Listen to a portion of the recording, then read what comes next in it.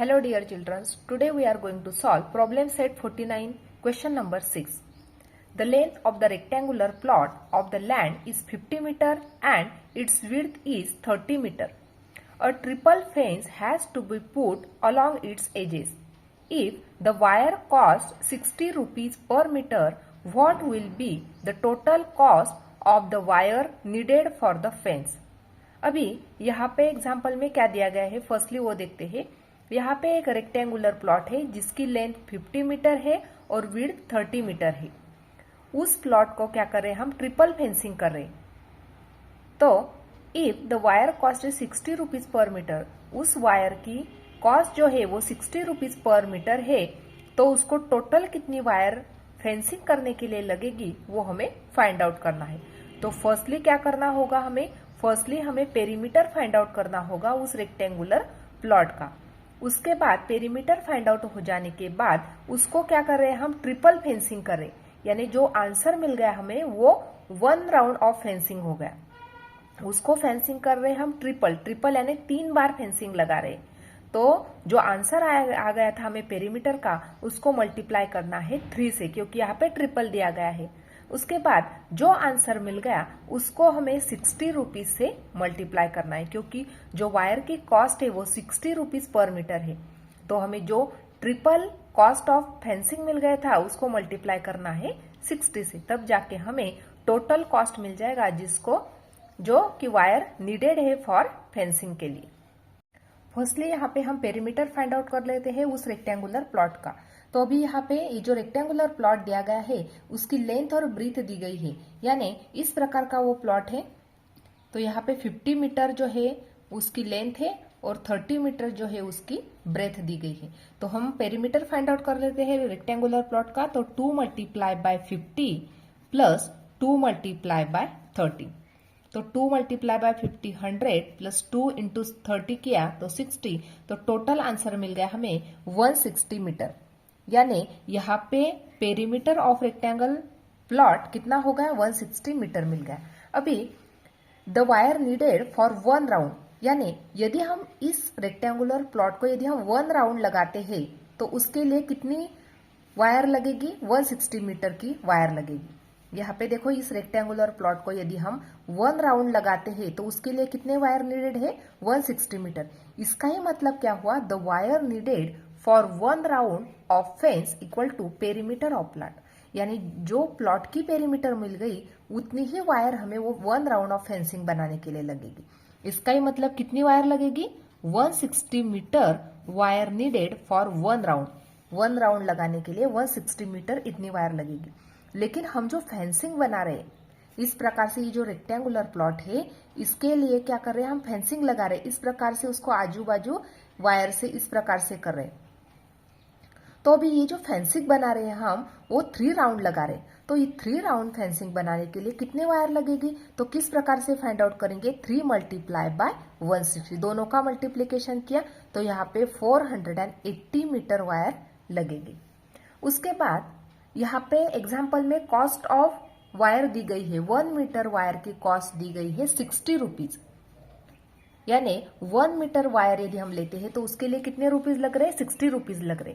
Therefore, the cost of 480 metre of wire, अभी हमारे पास कितनी वायर है, 480 मीटर वायर है, तो उसकी कॉस्ट कितनी होगी वो किस प्रकार से फाइंड आउट करेंगे, 480 मल्टीप्लाई बाय 60 करके हम उस 480 मीटर वायर को कितनी कॉस्ट लगेगी वो फाइंड आउट करेंगे। तो यहाँ पे 0 है, 2 0, तो यहाँ पे 2 0 लगा लिए।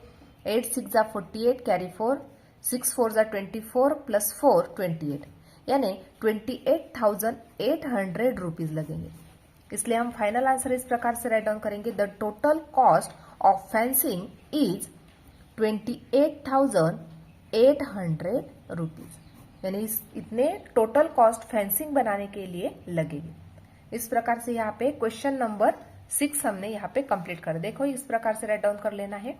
फर्स्टली यहाँ पे पेरीमीटर फाइंड आउट कर ली, उसके बाद 1 राउंड फेंसिंग के लिए 160 मीटर लग रहा है वायर। अभी 3 राउंड बना रहे हैं फेंसिंग का तो 480 मीटर की वायर लगेगी। 1 मीटर वायर की कॉस्ट है 60 रुपीज, तो 480 मीटर की कॉस्ट फाइंड आउट कर ली तो टोटल कॉस्ट ऑफ फेंसिंग मिल गई हमें 28,800 रुपीज। क्वेश्चन नंबर 7 देखते हैं। A game requires its player to run around a square playground. Each side of the playground is 20 metre long. One player took 5 round around the playground. How many metres did he run all together. अभी यहाँ पे square playground दिया गया है और एक जो side है स्क्वेयर की, एक साइड जो दी गई है प्लेग्राउंड की वो 20 मीटर की दी गई है। स्क्वेयर प्लेग्राउंड है तो ऑल साइड्स इक्वल होते हैं, तो इसलिए ऑल साइड्स कितने, एक साइड 20 मीटर की है, दूसरी साइड भी 20 मीटर की होगी, यानी ऑल साइड्स कितने हो गए 20-20 मीटर्स के होगी, क्योंकि वो स्क्वेयर प्लेग्राउंड है। अभी एक जो प्लेयर है वो 5 राउंड लगाता है उस प्लेग्राउंड को, वो टोटल कितने मीटर्स रन करता है वो हमें फाइंड आउट करना है। तो फर्स्टली हमें पेरीमीटर फाइंड आउट करनी होगी उस स्क्वेयर प्लेग्राउंड की।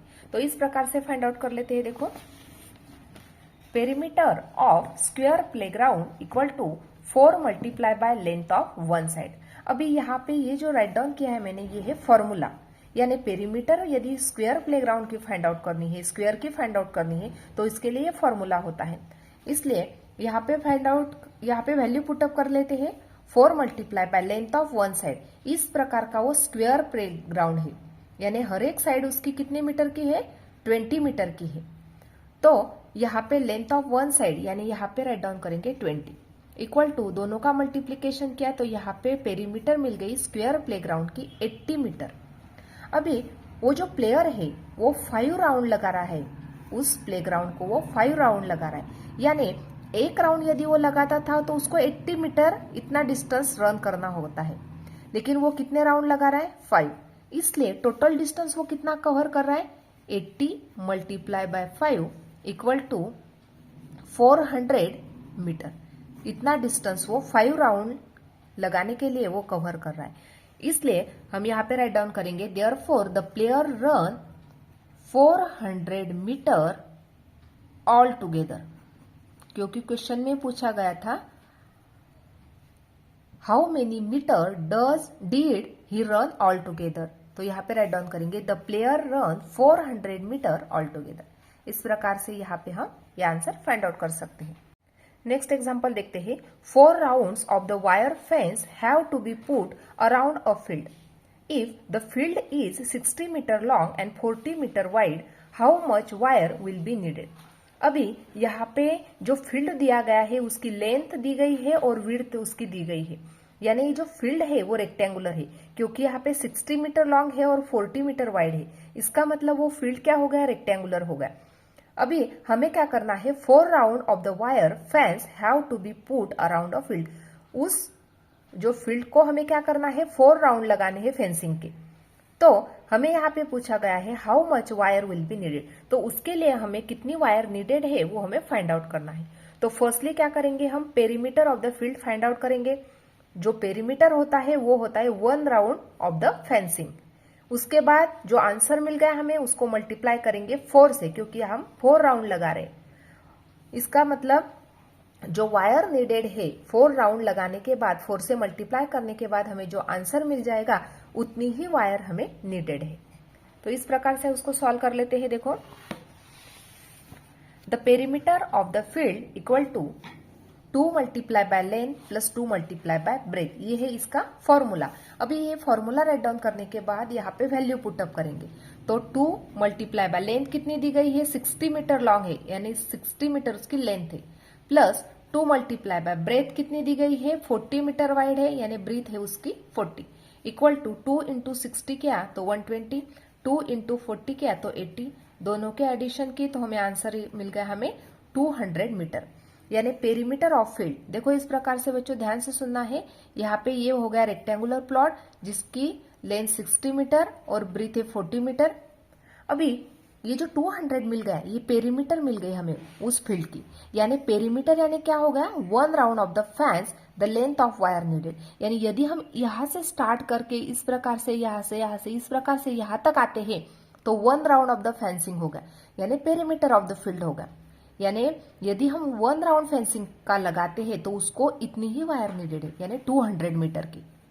इसलिए हमने यहाँ पे राइट डाउन किया 1 round of the fence equal to, और यहाँ पे इस प्रकार से बोल सकते हैं 1 round of the fence the length of the wire needed equal to 200 metre. यानी एक राउंड लगाने के लिए 200 मीटर इतनी वायर नीडेड है। अभी हम फेंसिंग के कितने राउंड लगा रहे हैं? 4 राउंड लगा रहे हैं। Therefore 4 round of the fence the length of wire needed equal to 4 multiply by 200।